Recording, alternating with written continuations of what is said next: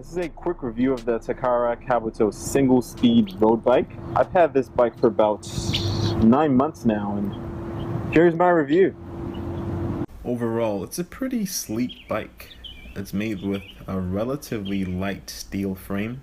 It's pretty durable. I've used it for a while now, and it holds up pretty well.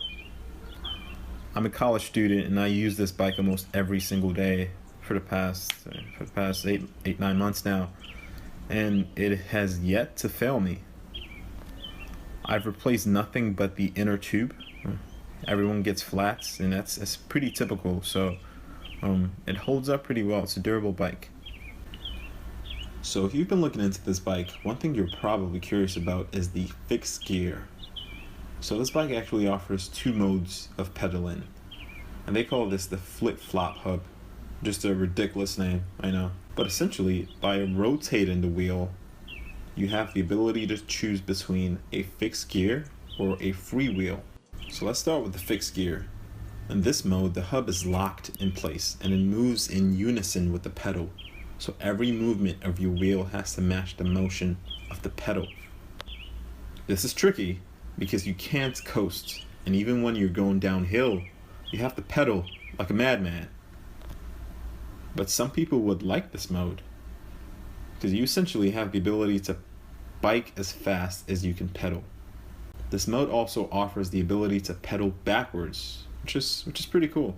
With the freewheel, the hub has an extra component which enables you to coast while pedaling, like most other bikes. However, also like most other bikes, you can't pedal backwards in this mode.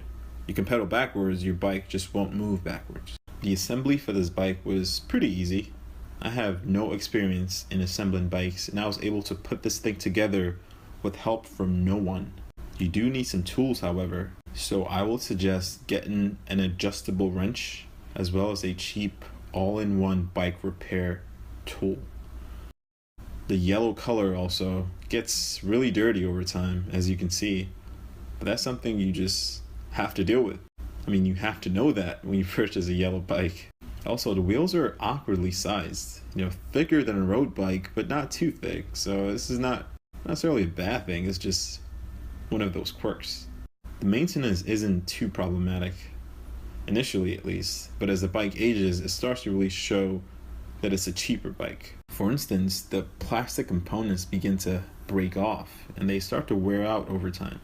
I also find that I have to tighten the bolts on this thing about every week, so that's something to keep in mind. And as I mentioned before, this isn't a heavy bike, but it is 35 pounds. And for a road bike, that's not light. I thought it was light, but it turns out this is actually on the heavier side of road bikes. But I still find that it's easy to move around, and I find that I can bike pretty fast. You can easily hit 20 on this thing, and you could even go faster on the freewheel. However, this bike does not offer a quick release for the wheels, which is pretty annoying when you have a flat. So just to sum things up, though this bike isn't perfect, I think it's a excellent entry-level choice. And with a price tag of about $200, it has excellent